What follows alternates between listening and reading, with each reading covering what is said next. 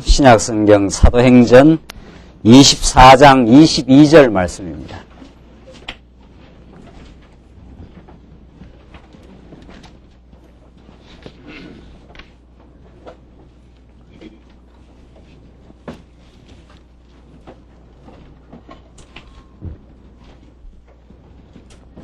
네, 우리 하나님 말씀 신약성경 사도행전 24장 22절 말씀입니다.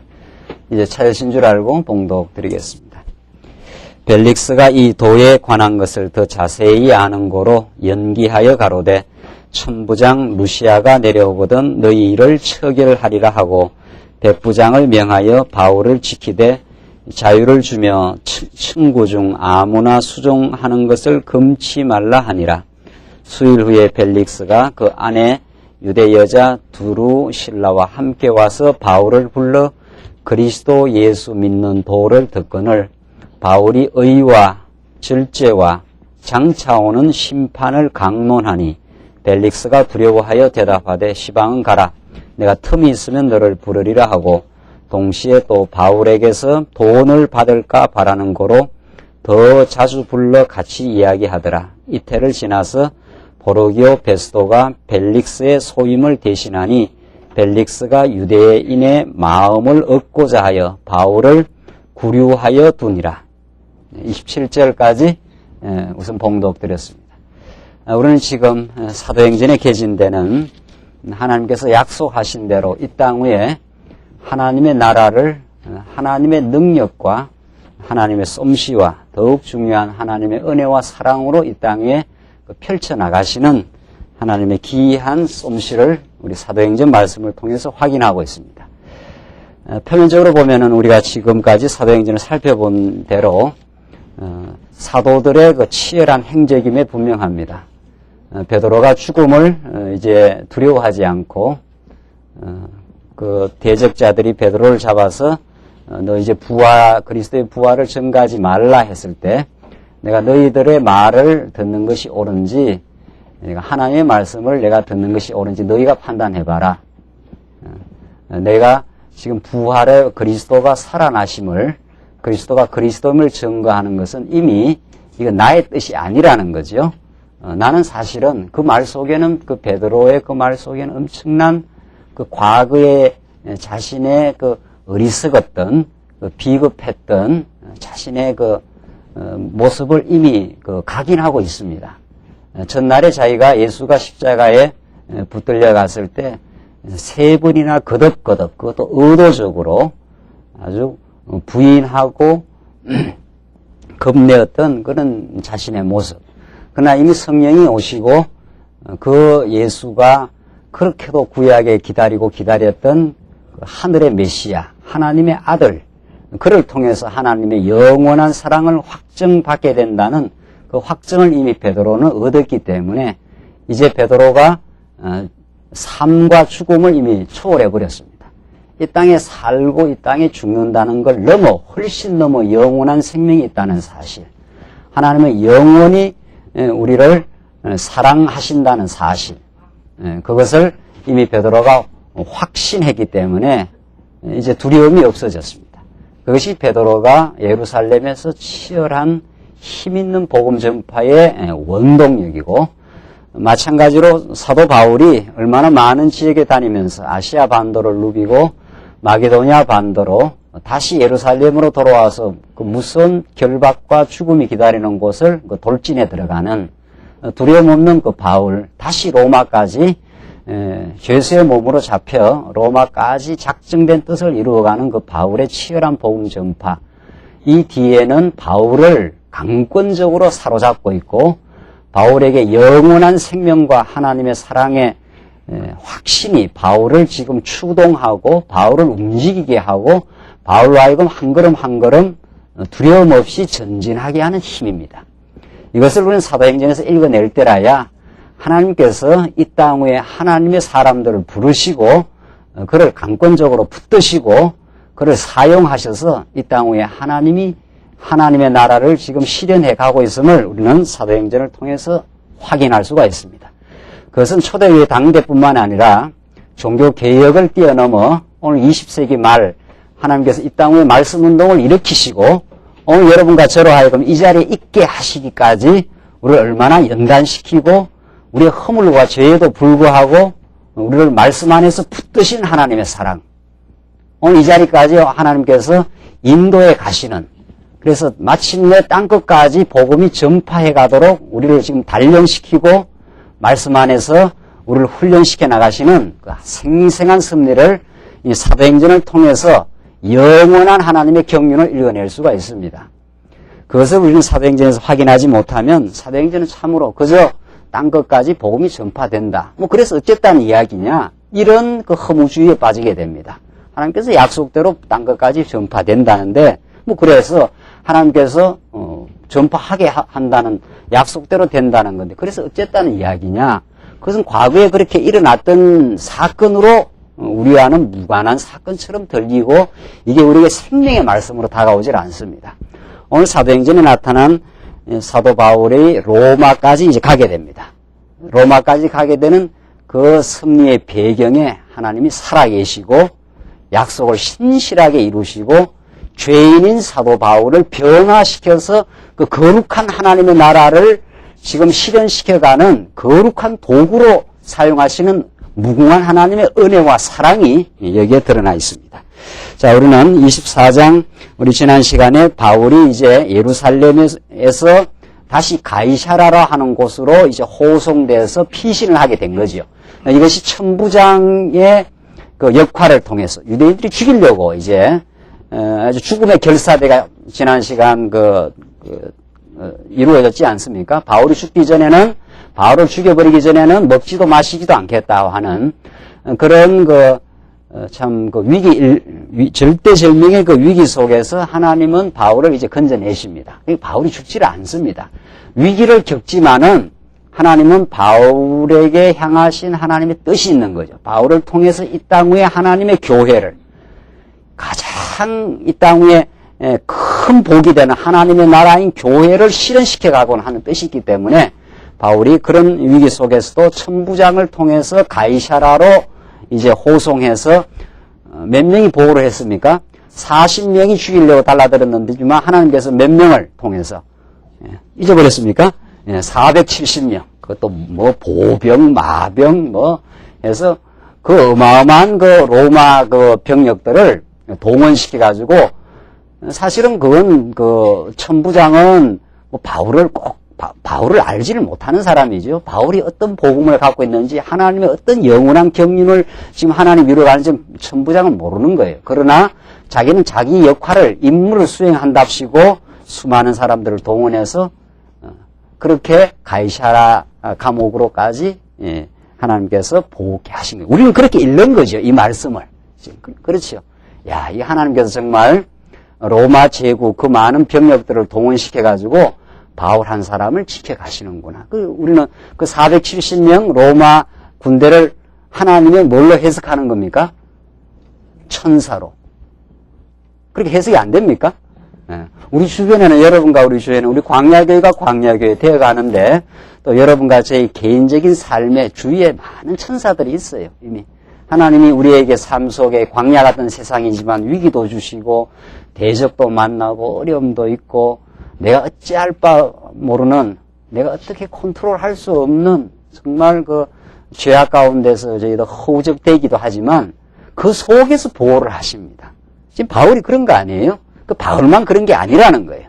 여러분과 저 아주 기이한 방식으로 하나님의 천사들을 동원해서 언제나 하나님께서 여러분과 저에게 이 땅 위에 하나님의 교회를 이루고 진리를 지켜가고 하나님의 은혜의 영광을 찬송하며 살아가도록 할 수 있도록 모든 주변 환경을 지금 동원하고 움직이고 있어요. 그 하나님이 살아계신다는 거죠.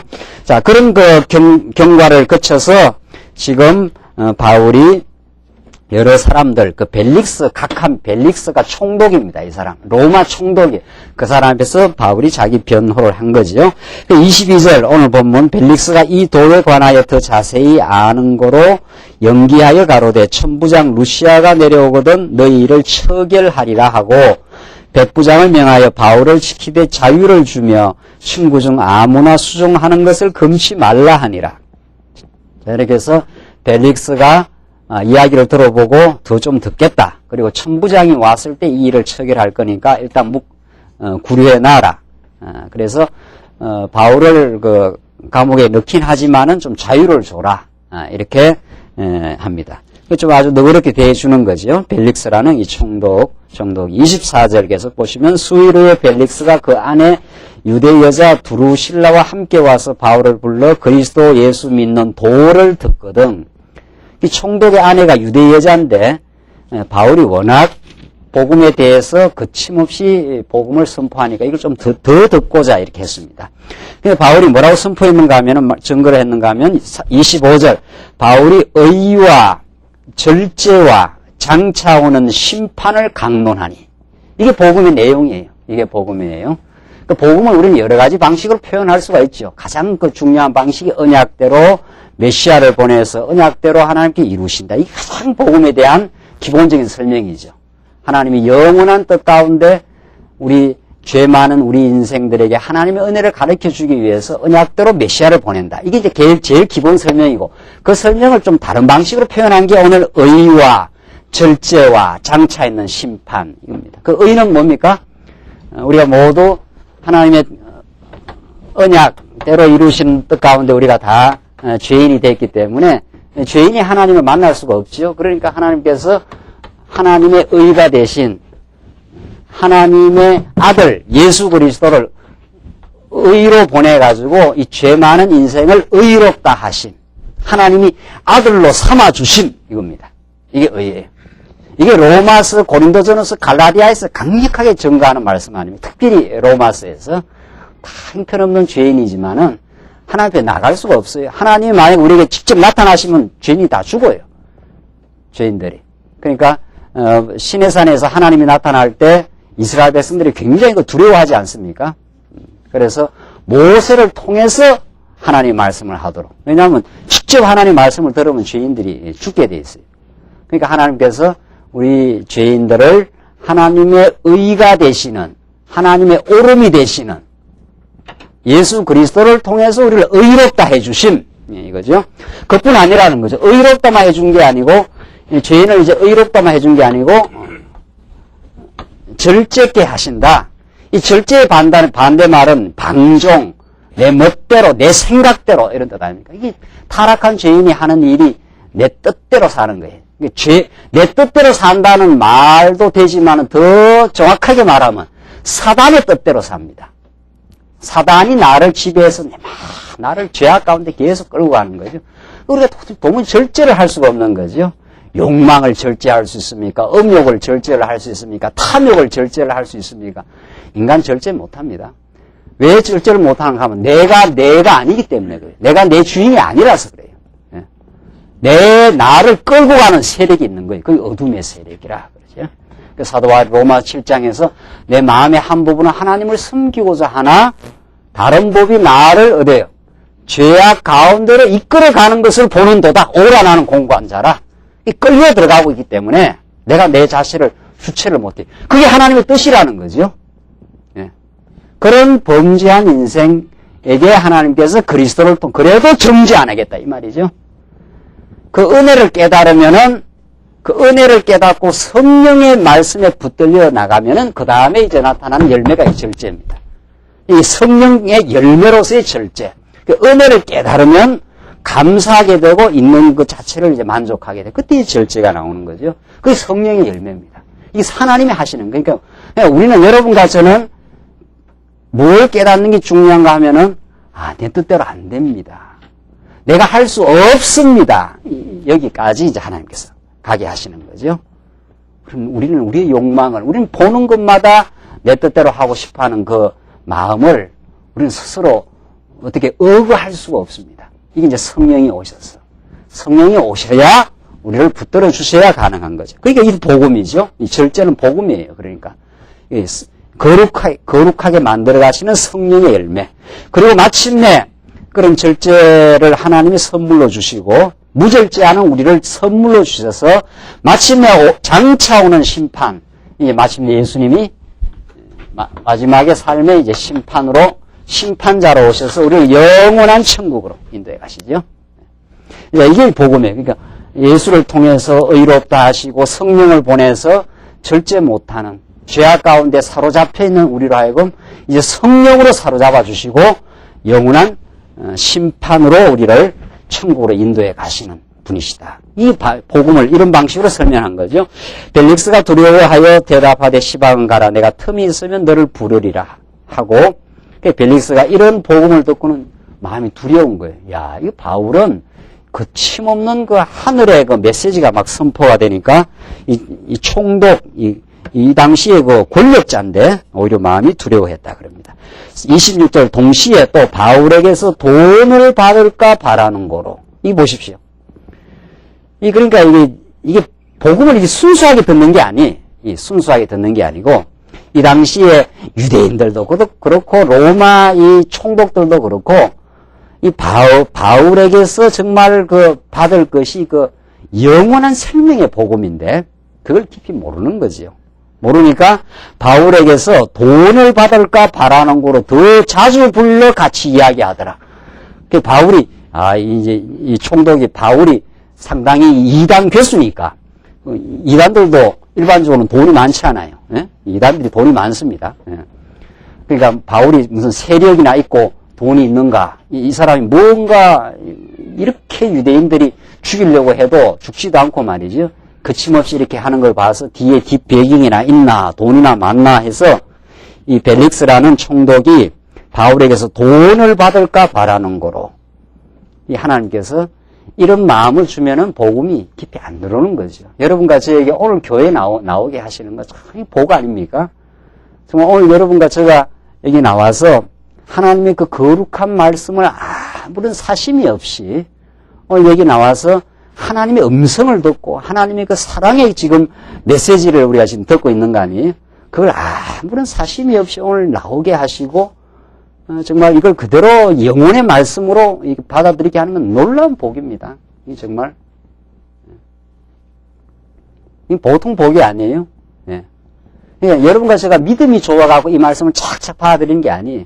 하나님이 은혜를 베풀어서 오늘 여러분들 여기 나오면서 뭐 돈을 받을까 바라는 걸로 이렇게 나온 분 없잖아요. 그렇죠? 광야에 와서 여기서 뭔가 어떤 세속적인 유익이 있을까 이렇게 뭐 처음에 그럴 수도 있어요.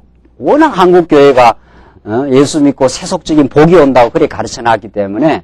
그런데 이제 말씀을 깨닫고 그거 전혀 아니란 말이죠. 세속적인 이 세상 전부를 주고도 바꿀 수 없는 복음은 그렇게 돼 있어요.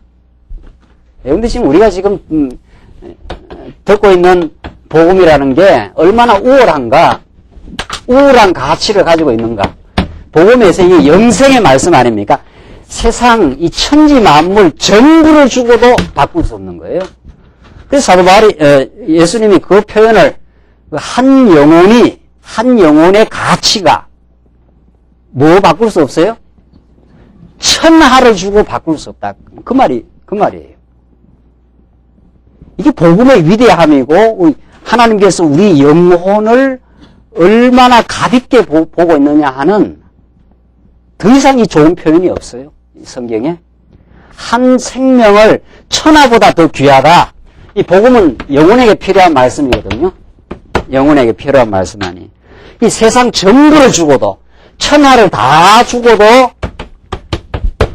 이 복음과 바꿀 수가 없다. 이 말 아닙니까? 우리는 그런 지금 말씀을 듣고 있어요. 하나님이 우리의 아버지 되심 이 말이거든요. 이게 복음이거든요.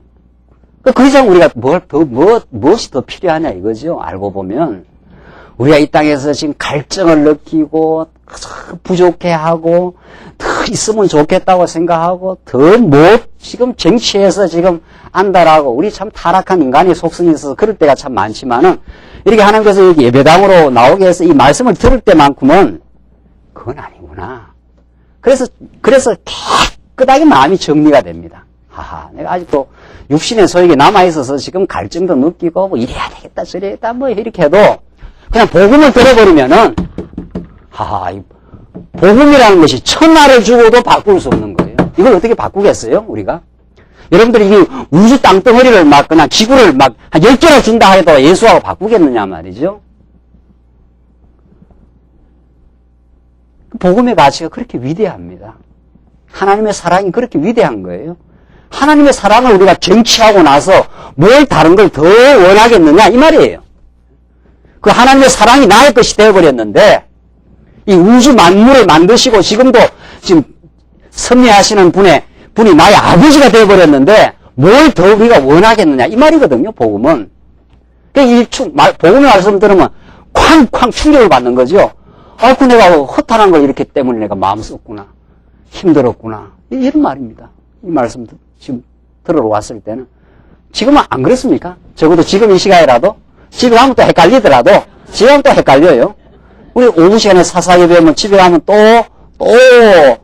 하나님 앞에 어리석게 범죄. 그것도 하나님이 그렇게 다 하셔요. 그래야 또 여기 와서 쾅쾅 충격을 받지요. 아이고 이거하고는 비교가 안 되는 거구나. 여러분이 사랑하는 자녀를 천하 만물하고 바꾸겠어요? 그 맞바꾸치게 하겠느냐 말이죠. 여러분이 사랑하는 자녀가 지금 죽는다 말이지. 어? 그러면 하나 죽여버리고 천하를 얻겠다 하면 바꾸겠느냐? 안 바꿉니다, 절대로. 천하를 다 줘봐라. 내 그거 필요 없다. 내 아들 살면 그걸로 나는 만족이다. 그렇게 할 거 아니냐 말이죠. 복음은 그것보다도 더 위대합니다. 복음은. 여기에 생명과 영원이 있어요. 하나님의 영원한 사랑과 영원한 천국이 여기에 딱 지금 선물로 주지 않았느냐 말이죠. 그래서 이 말씀 들으면 우리의 모든 허탈한 생각을 잠재울 수 있어요. 일단 이 말씀을 듣기만 하면은 그래서 자꾸 말씀 듣고 그걸 정리해 갑니다. 아 그랬구나. 내가 가치를 잘못 설정했구나. 이게 절대적이고 이거는 상대적이에요. 이거는 좀 있을 수도 있고 없을 수도 있고 그런 거예요. 이건 또 영원하지도 않아요. 좀 있으면 끝나요. 이거는 끝난다고요? 이게 영원하다면 얼마나 괴롭겠어요. 우리가 내가 이래가 계속 살아야 되느냐 이러면은 말이죠. 이게 영원하지도 않아요. 이건 영원하고 영원과 이건 잠시 있는 거예요. 이 가치가 그렇게 중요한 거예요. 그래서 우리가 참 그런 복음을 사심 없이 지금 듣고 있는다는 건 놀라운 복입니다. 돈을 받을까 이렇게 해서 지금 우리 교회 오지 않잖아요. 예수가 우리는 필요하고 그를 통해서 하나님의 사랑을 우리가 확증을 받기 위해서 이 자리에 왔다. 이 자리에 오게 하나님께서 하셨고 그것으로 내 인생의 모든 문제가 다 풀리는 겁니다. 완전히 풀려요. 조금 남겨놓지도 않아요. 하나님께서. 예수 만나버렸으면 끝나는 거지. 더 이상 뭐가 우리에게 더 요구되고 더 필요하냐 이 말입니다. 한마디로 말해서. 지금 갈증 나는 거 있습니까? 지금 아직도 부족한 게 있지 않아요? 이거 이랬으면 좋겠다, 저랬으면 좋겠다, 이 자식 공부를 좀 잘했으면 좋겠다. 다 터나가는 거예요. 그건 전부 다. 그건 그때마다 하나님이 이끌어 가시는 여건일 뿐이에요. 이미 우리에게는 모든 해답과 모든 가치와 영원한 운명이 결정되어 있어요. 하나님 안에서. 그게 복음이에요. 지금 벨릭스는 지금 돈하고 바꿔치기 하는 거죠. 돈하고 지금 복음을 이렇게 저울질하고 있는 거 아니에요? 그러니까 그 말씀을 듣고도 의와 절제와 장치하고 있는 심판인데 이게 복음인데 말이죠. 여기에 우리 인생의 모든 게 결정 나 있고 그 운명이 다 하나님의 은혜와 사랑 가운데 있다 이 말 아닙니까? 지금 복음은. 이 벨릭스는 바울에게서 돈을 받을까 바라는 거로 더 자주 불러 같이 이야기하더라. 이게 안 들어옵니다. 이러면 복음이 안 들어가는 거예요. 복음하고 돈을 지금 저울질하기 때문에 저울질할 수가 없어요. 복음은 이 세상 전부하고 비교할 수 없는 절대적 가치다 이 말이죠. 자, 그래서 27절 이틀을 지나서 보르기오 베스도가 벨릭스의 소임을 대신하니, 그러니까 총독이 바뀐 겁니다. 2년이 지나서 대신하니 벨릭스가 유대인의 마음을 얻고자 하여. 이 보십시오. 벨릭스는 돈도 바라지 또 뭐도 신경을 쓰는 겁니까? 유대인의 마음을 얻고자 하여. 왜냐하면 총독이니까 유대인들의 또 마음을 이렇게 맞춰야 총독 일을 하기가 좋을 거 아니에요. 그래서 유대인의 마음을 얻고자 하여 바울을 구류하여 두니라. 자, 이런 그 총독이, 그러니까 이 세상 정치가는 언제나 여론을 살피잖아요. 여론이 어디로 돌아가느냐. 그래야 그걸 여론을 이용해서 자기가 정치를 하니까 지금 벨릭스가 그렇게 했습니다. 이런 모든 그 마음의 움직임들이 바울로 하여금 로마로까지 가게 되는 다 계기일 뿐입니다. 자기들은 자기 유익 따라서 이렇게 했지만은 하나님은 그 모든 섭리를 합력해서 하나님의 나라를 로마까지 펼쳐나가신 하나님의 뜻을 이루어가요. 이게. 계속 보십시다. 25장 보시면 25장 내용 25장에서는 다시 이제 또 재판이 한 벌어지는데 베스도가 도임한 지 베스도는 벨릭스 다음에 그 로마 총독으로 다시 부임한 사람입니다. 베스도가 도임한 지 3일 후에 가이사라에서 예루살렘으로 올라가니 대제사장들과 유대인 중 높은 사람이 바울을 고소할세 베스도의 호의로 바울을 예루살렘으로 옮겨 보내기를 청하니 이에 이는 길에 매복하였다가 그를 죽이고자 함이라. 끝없이 살해하고자 하는 살해 음모, 이것이 바울을 뒤따라 다니는 거 아닙니까? 4절 베스도가 대답하여 바울이 가이사라에 구류된 것과 자기도 미국에 떠날 것을 말하고 가로되 너희 중 유력한 자들은 나와 함께 내려가서 그 사람에게 만일 옳지 아니한 일이 있거든 송사하라 하니라. 베스도가 그들 가운데서 8일 혹은 10일을 지낸 후에 가이사라로 내려가서 이튿날 재판자리에 앉고 바울을 데려오라 명하니 그가 나오며 예루살렘에서 내려온 유대인들이 둘러서서 여러 가지 중대한 사건으로 송사하되 능히 증명하지 못한지라. 자꾸 바울을 고소해서 바울을 처결하려고 하지만 바울이 잘못한 게 없거든요. 그러니까 그걸 증명을 못해요. 고소는 했지만 그 고소에 대해서 이 증거를 갖다 대야 되는데 유대인들이 뭐 했다는 거죠. 자, 8절 보십시다. 바울이 변명하여 가로되 유대인의 율법이나 성전이나 가이사에게나 내가 도무지 죄를 범하지 아니하였노라 하니 베스도가 유대인의 마음을 얻고자 하여 이것도 나오지 않아요? 베스도가 또 유대인들의 마음을 얻고자 하여 바울더러 묻되 내가 예루살렘에 올라가서 이 사건에 대하여 내 앞에서 신문을 받으려느냐. 자, 이 무슨 말입니까? 이 사람들이 자꾸 그 송사를 해도 증명을 못해요. 바울이 죄가 있다는 걸 딱 증명을 해야 이 처기를 하겠는데 증명을 못하고 바울은 변명을 한 거죠. 변호를 한 거죠. 내가 지금 가이사한테나 유대인의 율법이나 성전에 내가 죄를 지은 게 없다. 그러니까 베스도가 이렇게 생각을 해보니까 유대인들의 마음을, 유대인들은 수가 많지 않아요? 바울은 한 사람 두고 지금 몰아가는 거니까. 그 유대인들의 마음을 얻고자 해서 유대인들에게 인기를 그 총독으로서의 그 많은 수를 지금 그 지지를 해주고 싶은 거지요. 그래서 내가 예루살렘에 올라가서 이 사건에 대해서 너 신문을 받기를 원하느냐. 이렇게 해서 유대인들의 편을 좀 들어주려고 한 거죠. 유대인은 예루살렘에 가면 유대인들이 많으니까 그런 그 속에서 너 재판을 받겠느냐 이러니까 바울이 뭐라고 대답하는 거 보십시오. 바울이 가로되 내가 가이사의 재판 자리 앞에 섰으니 마땅히 거기서 신문을 받을 것이라. 그러니까 내가 당신이 지금 총독으로 와 있는데 총독으로 와 있고 지금 유대인들이 있지 않아요? 유대인들이 이 앞에서 바울이 지금 서 있지 않습니까? 유대인들은 바로 어떻게든지 재판에서 좀 죽여버리려고 하고 있고. 총독은 로마 총독이니까 지금 구도가 이렇게 되어 있지 않아요? 구도가. 이제 이 베스도 총독이 유대인들이 많은 이 예루살렘에 가서 너 재판을 받을 거냐? 왜냐하면 유대인들의 마음을 좀 얻고자 해가지고 이 총독은 이 유대인들의 눈치를 보고 있는 거거든요. 이 총독으로 이 땅을 지배하려면 이 사람들이 워낙 종교적으로 똘똘똘똘 뭉쳐있으니까 이 사람들의 그 여론을 좀 영합을 하는 것이 자기가 총독하기가 편한 거 아니에요. 이 사람 하나는 죄가 증명만 되면 죽여버리면 끝나는 거고. 그러니까 바울이 지금 뭐라고 해야 합니까? 그러니까 이 베스도가 너 예루살렘에 올라가서 너 재판을 받을 거냐? 이렇게 물으니까 바울은 아니다. 내가 로마 시민권을 가지고 있기 때문에 당신이 로마 총독으로 나를 지금 재판하고 있기 때문에 나는 상소를 하겠다. 지금 이렇게 말해요. 어디다가? 예? 가이사한테다가, 그렇죠? 지금, 내가 당신한테 지금, 재판을 받는 게 아니고, 로마에 가서, 가이사 황제 앞에 가서 내가 정식 재판을 받겠다. 지금 일이 그렇게 됩니다.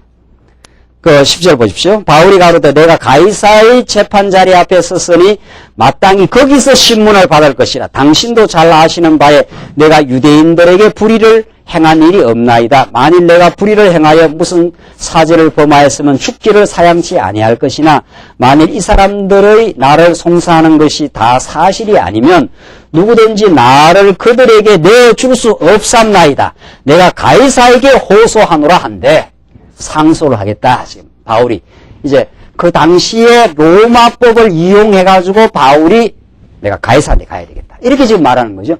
당신들이 내가 유대인들에게 범죄한 것은 나를 죽여라. 그럼 나는 유대인들한테 지금 범죄한 것이 없고 지금 이 재판이 제대로 정당하게 이루어지려면은 내가 지금 로마에 가서 가이사 앞에서 정당하게 내 재판을 받아야 되겠다. 지금 이렇게 말한 거죠. 이게 그 당시 로마 법입니다. 그러니까 로마 시민권자가 그게 재판에 불복을 하고 상소를 할 수 있는 권한이 있는 거거든요. 우리도 지금 우리나라도 어떻게 돼 있습니까? 제일 밑에 재판이 뭐예요? 고등법원 밑에 지방법원입니까? 네. 지방법원에서 재판을 해서 이게 그 피고가 나 그 불복을 하겠다. 나는 그 재판 결과에 대해 승복을 못 하겠다. 이렇게 되면은 어디로 할 수 있습니까? 고등법원 할 수 있고 고등법원에서 다시 또 자기가 불복을 하겠다 하면은 어디까지 할 수 있습니까? 대법원으로. 그렇게 3심 제도를 그래야 이게 그 좀 공정한 보다 공정한 그 재판을 받을 수 있는 권리가 있는 거 아니에요. 그 재판관도 잘못할 수 있는 거니까. 그렇게 그 돼 있는 것처럼 이 당시 로마법에서도 로마 시민권자는 정당한 재판을 받을 수 있고 만약에 그것이 이 총독의 재판이 올바르지 않다고 생각하면 그 상소를 할 수 있다는 거죠. 그렇게 돼 있어요. 그래서 가이사한테 내가 호소를 하겠다. 지금 그렇게 됐습니다. 그러니까 이 베스도가 어떻게 할 도리가 없는 거예요. 12절 베스도가 배석자들과 상의하고 가로되 내가 가이사에게 호소하였으니 가이사에게 어떻게 해요? 갈 것이라 하니라. 자 이렇게 해서 하나님께서 바울로 하여금 정말 이 그 위기의 순간을 로마 시민권을 하나님께서 준비시켜 놓고 또 바울에게 하여금 기회를 줘가지고 가이사한테 가서 이 재판을 받을 수 있도록 하나님께서 역사하십니다. 이게 하나님께서 로마까지 하나님의 나라를 하나님께서 펼쳐나가게 하신 하나님의 그 준비된 섭리라는 거죠. 이게 13절 계속 보십시다. 13절 수일 후에 아그리빠 왕과 버니게가 베스도에게 문안하러 가이사라에 내려와서 여러 날 있더니 베스도가 바울의 일로 왕에게 고하여 가로되 벨릭스가 한 사람을 구리하여 두었는데 내가 예루살렘에 있을 때 유대인의 대제사장들과 장로들이 그를 고소하여 정죄하기를 청하기에 내가 대답하되 무릇 피고가 원고들 앞에서 고소 사건에 대하여 변명할 기회가 있기 전에 내어주는 것이 로마 사람의 뭐라고 했습니까? 법이 아니라 하였노라. 틀림없지요? 로마 사람의 법이 그 당시에는 변명할 기회를 주게 돼 있지 자기 변호할 기회를 없이 그냥 바로 이렇게 처리를 못하게 돼 있다. 그 로마법이 잘 된 거죠? 로마법이 참 그게 하나님께서 하나님의 뜻을 이루어 가는데 우리가 늘 말하는 대로 하나님의 교회가 되어져 가고 여러분과 제가 신앙생활을 하고 하나님의 신앙에 자라가게 되는데 다 필요한 이 정치, 경제, 문화, 법, 제도 이 모든 것들이 하나님의 뜻 가운데 착착 진행돼 갑니다. 이게 우리는 그러니까 어떤 로마서에 로마 13장에 위에 있는 권세에 순복하라 그러잖아요. 그러면 또 어떤 사람들은 또 민주화 투쟁하고 뭐 이런 사람들은 뭐 왜 위에 있는 권세에 투쟁을 하느냐 말이지. 저항을 해가지고 말이지. 뒤집어 엎어야 되지. 뭐 그게 뭐 굉장한 또 정의로 알고 그래요. 그 뭐 잘 몰라서 그런 거예요. 하나님께서 그 위에 있는 권세를 때로는 강팍한 권세를 두시기도 하고 때로는 아주 부드러운 권세를 두시기도 합니다. 하나님께서 이스라엘 백성들 이 바벨론이라고 하는 권세도 있고 그 다음에 페르시아 바사 권세도 있지 않아요? 이 바벨론 느부갓네살은 이게 아주 강팍한 권세예요. 이 권세는 이스라엘 백성들 아주 70년 동안 완전 초토화를 시킨 권세 아닙니까?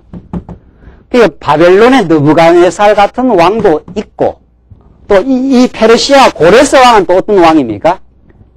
이 사람은 쉽게 말하면 일제 시대로 말하면 아주 강압 정치를 한 나라고 이 페르시아 고레스 왕 있잖아요. 이 사람은 유화 정책을 한 사람입니다.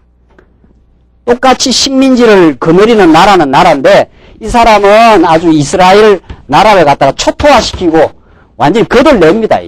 그런 왕도 있고, 이 사람은 여기에 잡혀있는 이스라엘 나라를 너 나라로 돌아가라. 돌아가서 나한테 조공이나 바치고 그렇게 해라. 이런 왕이에요. 이렇게 돌아가라 이렇게 하는 왕이죠. 하나님께서 이 바벨론이 이 당시 바벨론 제국 아닙니까? 이 페르시아도 바벨론을 잡아삼키고 그 페르시아 제국입니다. 그런 그 제국들의 움직임, 제국을 지배하는 왕의 마음의 움직임이, 제가 이걸 좀 밑에 써야 되는데, 이 전부를 누가 지배하고 있어요? 예. 하나님이 조그마해졌어요. 요거 조그만해 그리고 하나님을 크게 그려야 되는데, 바벨론이 어마어마한 제국 아닙니까? 예. 이 바벨론이 와서 이스라엘을 완전히 그냥 아주 뿌리치 뽑아버리는 나라인데, 그랬다가 70년이 차면 하나님 페르시아를 또 등장시키면, 그래서 바벨론을 다 데려간 거거든요. 페르시아 왕을 고레스 왕을 딱 등장시키면, 고레스가 다 이스라엘 백성들 내 나라로 돌아가라. 이게 에스라 1장에 나오는 말씀 아니에요? 예레미야의 말씀 입에서 나온 그 예언을 응하게 하시려고 고레스의 마음을 하나님이 감동시키시네. 이게 에스라에 그런 말씀 있나 없나 말이죠. 그래서 여러분이 이미 다 이제 성경 안다고 생각하고 지금 제가 강론을 해요.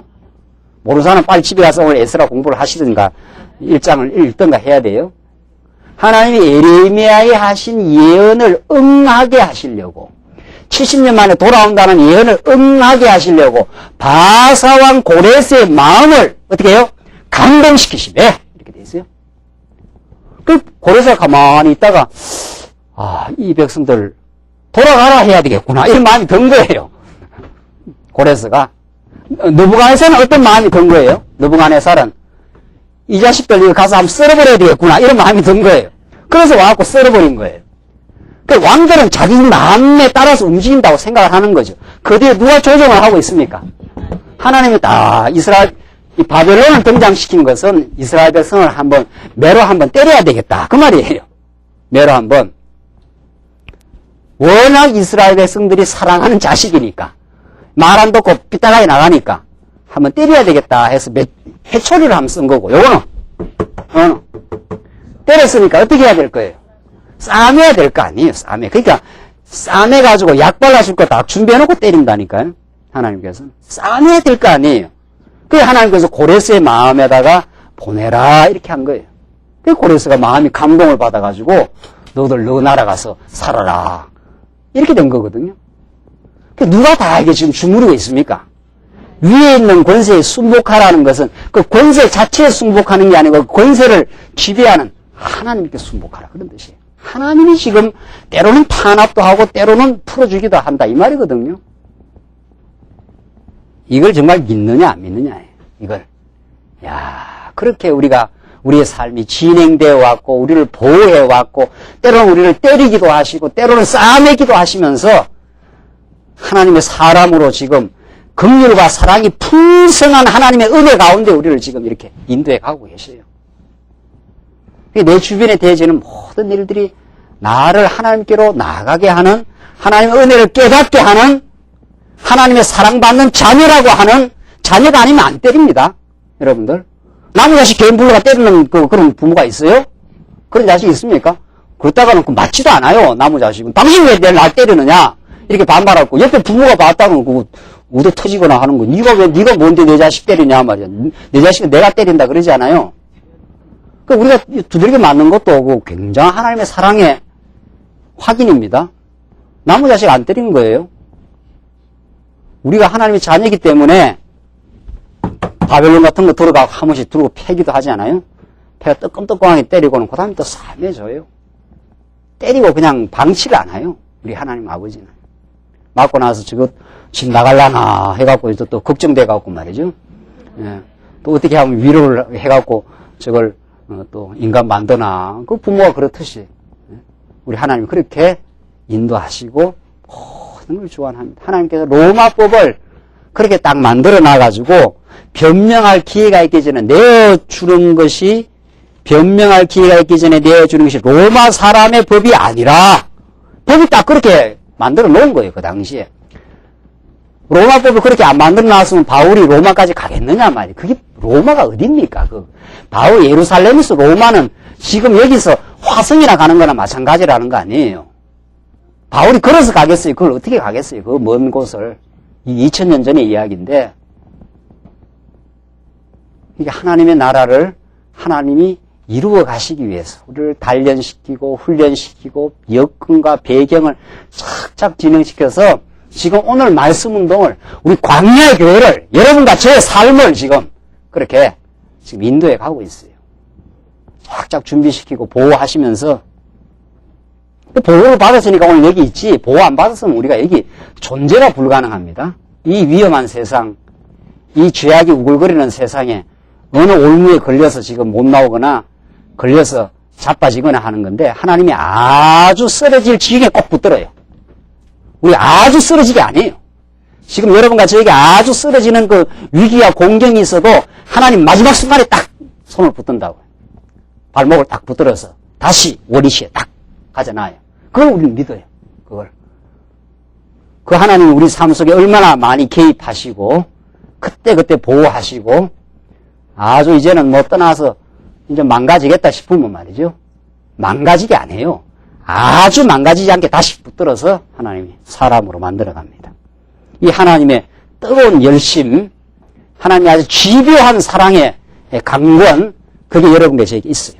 로마 사람의 법을 그렇게 만들어 놓고 로마로 끌고 가시는 하나님의 섭리. 그러니까 이게 바울이 이런 걸 알기 때문에 내가 했다는 말이 나오겠느냐 말이죠. 바울이 지금 로마 가서 복음을, 그 위대한 복음을 전했지 않았어요? 나중에 결국은. 그리고 바울이 내가 했다 이 말이 나오겠어요? 바울? 얼마나 많은 죽음의 고비를 넘기고 또 바울이 뭐 원래 뭐 복음을 증거했던 사람입니까? 복음을 대적했던 사람이지. 그렇지 않아요? 그 하나님 바울을 완전히 낮춰버려요. 완전히 죄인을 불러서 쓴 거거든요. 그리고 그 복음을 전파하는 과정, 고비가 하나님 보호를 하신 거거든요. 그게 바울이 자기가 했다 할 수가 없어요. 여러분이 지금 이 땅에 복음을 깨닫고 주를 위해서 살고 교회를 위해서 헌신하고 뭐 땅끝까지 복음을 전파하는데 협력을 했다 치십시다.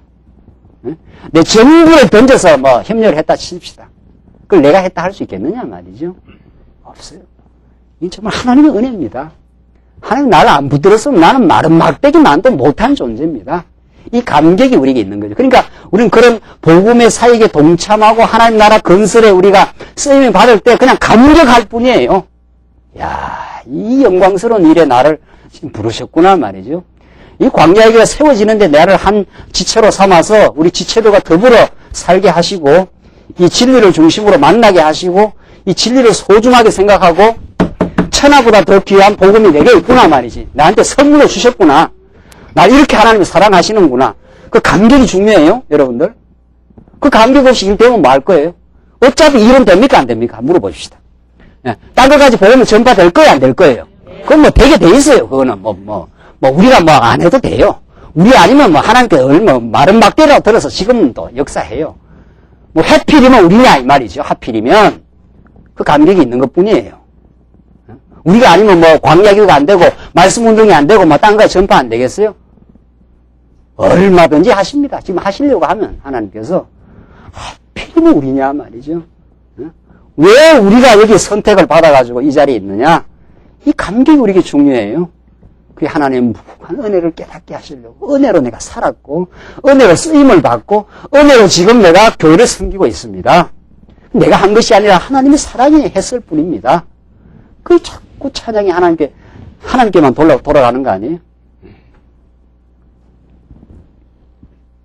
17절 그러므로 너희가 나와 함께 여기 오매 내가 지체하지 아니하고 이튿날 재판자리에 앉아 명하여 그 사람들을 데려왔으나 원고들이 서서 나의 짐작하던 것 같은 악행의 사건은 하나도 제출치 아니하고 뭐 악행은 없는 거예요. 그러니까 오직 자기들의 종교와 또 예수라 하는 이의 죽은 것을 살았다고 바울이 주장하는 그 일에 관한 문제로 송사하는 것뿐이라.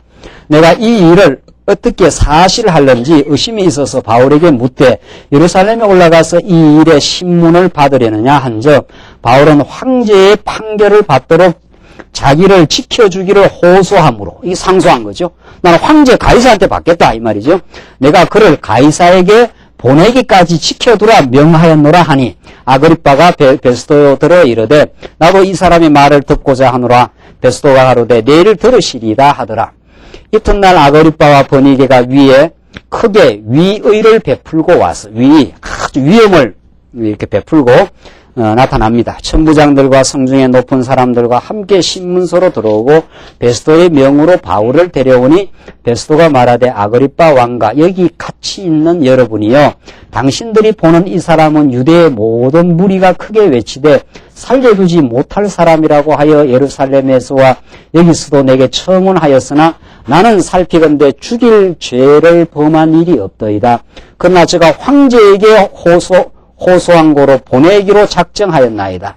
그에 대하여 황제께 확실한 사실을 알릴 것이 없으므로 신문한 후 상소할 재료가 있을까 하여 당신들 앞 특히 아그리빠 왕 당신 앞에 그를 내어 세웠나이다. 그 죄목을 베풀지 아니하고 죄수를 보내는 것이 무리한 일인 줄 아나이다 하였더라.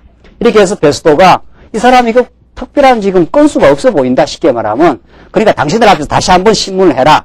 뭐 그래야 내가 어떻게 처리를 하지 않겠는가. 이렇게 해서 바울로 하여금 복음을 전거하는 또 한 번의 기회가 이루어집니다. 그러니까 베스도는 유대인들의 마음을 살려고 해가지고 유대인들한테 눈치를 보려고 자꾸 여기서 한번 재판을 하려고 하는 거죠. 그 기회를 이용해서 바울이 이제 복음 전거를 다시 합니다. 그러니까 세상 사람들이 자기들의 어떤 유익을 위해서 돈을 바라기도 하고 유대인들의 마음을 살려고 하고 이런 어떤 인간적인 유익을 위해서 이렇게 저렇게 조작을 하는 일들이 바울로 하여금 자꾸 복음을 전파하게 하고 로마 황제까지 상소하게 되는 그 계기를 마련해 줄 뿐이에요. 그러니까 우리는 어떤 주변에서 어려움이 생기고 인간적으로 우리를 공박한다든가 조작을 하려고 한다고 했을 때도 거기에 대해서 염려할 게 없다는 거죠. 그렇게 하면 할수록 하나님은 그걸 그 어둠의 세력을 우리가 하여금 빛을 드러내는 그 결과를 만들어낼 뿐이에요. 무슨 말인지 아시겠죠? 그러니까 구약에 아브라함이 가가지고 자빠지고 아브라함이 실수하고 하는 모든 것들이 아브라함을 하여금 뭐를 만들어내는 아브라함 너를 저주하는 자를 어떻게 해요? 저주하고 아브라함 너를 축복하는 자는 어떻게 해요? 축복하게. 아브라함이 이방 땅에 갔어요. 그래서 거짓말 한 거 아니에요. 자기 부인을 뭐라고 그랬어요? 누이라 그랬죠. 그러니까 그 이방 왕이 그 사라를 취해간 거 아니에요. 그렇죠? 누이라 그러니까 그 부인이 아니라 그러니까 취해갔죠. 근데 저주는 어디로 떨어집니까? 예? 저주가 어디로 떨어져요? 잘못은 뭐 누가 잘못한 거예요? 아브라함이 거짓말 한 거 아니에요. 지 목숨 하나 살라고. 그런데 어디 네가 사라를 건드려? 이 말이죠. 하나님은 사라는 누구하고 살아야 돼요? 아브라함하고 살아갖고 누구를 낳아야 될 거냐 말이죠. 이삭을 낳아야 될 거 아니에요. 그러니까 이 자식 네가 뭔데 사라를 건드려갖고 그 저주가 이방 왕한테 떨어져 버리잖아요. 못 말리는 거예요. 그러니까 우리를 건드렸다가는 죽는 거예요. 그러니까 우리가 누구니까? 우리가 하나님의 아들이에요. 아들 건드리면 죽어요. 그러니까 우리는 뭐 실수하고 어리석고 실수는 실수예요. 아브라함이 실수고 어리석음이에요. 그게 다 거짓말이고 다 그 하나님 아버지를 아직 좀 못 믿는 어린애 같은 애기지요. 그때만 해도 아브라함이 나중에 이삭을 놓고 나서는 이제 아브라함이 변신하지 않아요? 죽이란 말이지. 이제 아버지 살아계심을 내가 믿었다 이 말이거든요. 그러니까 실수하고 자빠지고 해도 우리한테는 저주가 안 옵니다. 마음 푹 놓고 사세요. 이제 마음 푹 놓고 뭐 어떻게 군바라지고 자빠지고 해도 하나님 그 모든 걸 합력해서 빛을 드러내요. 그 과정에서 우리가 참 중요한 건 또 그렇다고 해서 내가 뭐 잘나서 된 게 아니에요. 아브라함은 그런 과정을 거치면서도 보호를 받았기 때문에 아브라함은 자기를 돌아볼 때 야 나는 정말 은혜를 받을 존재가 아니다. 내가 이렇게 거짓말하고 목숨을 연명하려고 하고 하는데도 하나님 이런 방식으로 나를 보호하셨구나. 그러니까 아브라함은 자기를 돌아보면은 낮아질 수밖에 없고 하나님을 바라보면은 은혜에 감격하고 그렇습니다. 그러니까 여러분이나 저도 우리 자신을 돌아보면 어떻게 해야 돼요? 쥐구멍에 들어가야 되고, 쥐구멍에서 이렇게 하늘을 쳐다보면 광명의 빛이 쏟아지고 그렇습니다. 그게 하나님께서 은혜 가운데 우리를 죄악 가운데 두시는 이유입니다. 그래 우리가 자기 자랑하지 않을 거 아니냐 이 말이죠. 그 여러분과 저는 이미 어디로 원래는 들어가야 돼요. 쥐구멍으로 들어가야 돼. 아이고 우리는 막 다 범죄했습니다. 어리석게 내 뜻대로 살려고 하고 내 방법을 취하고 말이죠. 근데 하나님은 가만히 보니까 하나님이 다 살게도 하고 보호도 하고 지금까지 인도도 하고 깨닫게도 하고 하나님은 착착 나를 영광스러운 하나님의 자녀로 보호하고 인도해 오셨거든요. 나는 그 과정에서는 계속 하나님 잘 모르고 사고나 치고 몸부림이나 치고 어리석게 살고 뭐 그런 거지 뭐 한 게 뭐 있습니까? 이스라엘 백성들이 광야에서 한 일이 있나요? 만날 범죄하고 원망하고 그래도 원망하고 범죄했는데도 이스라엘 백성은 어디로 착착 인도되고 있습니까? 가나안 땅으로. 그 신기한 거지요. 그러니까 가나안 땅 들어가서 누구 찬양하게 돼 있나요? 야, 나는 항공 범죄밖에 없는데 말이지. 응? 한 일이라는 거는 뭐 아버지 위해서 산 일이 없는데 그 탕자 아닙니까? 탕자 비유가. 응? 한 일이라는 거는 뭐 나가서 동이나 쓰고 개파이나 치고 말이지. 창기하고 놀아나고 뭐 그 행복이 그거밖에 없는데 아버지는 얼싸 끌어안고 말이죠. 축제를 벌여주고 하니까. 그래서 거기서 뺑 도는 거예요. 그 감격이 우리의 삶을 몰아갑니다. 이야, 나는 이런 분이구나 말이죠. 이런 분이구나. 이런 분이 깨닫고 나면 또 안 나가면, 그 다음에 또 안 나가요. 그 못 깨닫기 때는 또 안 나가볼까 말이죠. 한번 나가면 다시 한번 축제가 벌어지겠구나. 그 로마서에서 그럴 수 없는 이라 그러잖아요. 그걸 제대로 깨달아서는 그런 거 안 합니다. 너무 감사합니다. 이렇게 되는 거죠. 이걸 어떻게 우리가 설명을 하겠어요? 이게 정말 하나님께서 지금 바울로 하여금 그 베스도와 유대인들이 계속 바울을 죽이려고 그렇게 몰아가는데 그것이 바울로 하여금 영광스러운 복음을 전파하는 로마로 가는 길을 계속 만들어줄 뿐이에요. 이 사람들이 바울을 그렇게 몰아가는 일이 그 빛을 드러내는 일로 만들어줄 뿐이란 말이죠. 그 사단이 그게 이런 복음을 전파하는 걸 사단이 싫어하는 거죠. 네? 사단이 싫어해요, 지금. 우리 말씀 운동이 전파되는 걸 누가 제일 싫어해요? 사단이 죽으려고 하는 거죠. 너들 아무리 뭐 우리한테 괴롭히게 해봐야 너들 하는 일이 우리를 예수께로 가는 일일 뿐이다 말이죠. 너희들이 아무리 해봐야 우리가 복음 전파하는 결과를 만드는 일 뿐이다. 그러니까 사단이 약올라 죽는 거예요, 지금. 그 김규웅 목사를 복음 못 전파하게 해야 되지 않겠어요? 사단이 약이 올라 좀 죽어요, 지금. 아무리 뭐 발광을 해도 하는 일이 또 선한 결과를 턱턱 하나님 만들어내 버리니까. 그래서 광야교회가 이 땅에 딱 없어졌으면 좋겠죠. 사단은. 안 없어지고 계속 진행하잖아요, 지금. 계속. 어디까지 하다가 지금? 예? 26장. 예. 예. 그래서 27절에 그 죄목을 베풀지 아니하고 죄수를 보내는 것이 무리한 일인 줄 아나이다. 그러니까 이 사람이 한번 꼭 가이사한테 가야 되겠습니다. 가이사한테 이 사람이 이미 호소를 해버렸기 때문에 그걸 우리가 철회를 할 수가 없다. 당신이 그냥 한번 들어보시오 이 말이죠. 이 사람은 벌써 가이사 황제한테 이 건수에 대해서 호소를 해버렸기 때문에 내 총독이 내가 이걸 중간에 이렇게 제지를 못한다. 이 로마법이 그렇게 돼 있다. 그 말이죠. 빼도 박도 못해요. 이거는 하나님이 로마까지 딱 가기로 좀 정해져 있기 때문에 뭐 중간에서 빼도 박도 못하고 아무리 유대인들이 지금 바울이 가는 그 복음 전파의 길을 끊어놓으려고 해도 끊을 수가 없는 거죠. 여러분과 저의 생명을, 영원한 생명을 이 땅 위에 있는 동안 하나님을 깨닫고 섬기고 하나님을 지금 발견하며 교회를 섬기며 살게 하는 그것을 끊어보려고 사단의 권세가 아무리 해도 끊을 수가 없다 이 말입니다. 지금 기어이 바울은 로마에 가서 하나님 나라를 선포하게 돼 있어요. 선포하게. 하나님께서 기어이 우리 광야교회를 이 땅 위에 광야교회를 통해서 하나님 나라를 선포하도록 그렇게 지금 이끌어 가시는 거지. 그렇게 하기 위해서 우리를 지금 단련시키고 보호하신다. 그게 이제 우리가 믿어져요. 그런 우리 하나님 아버지가 우리와 지금 함께 하신다.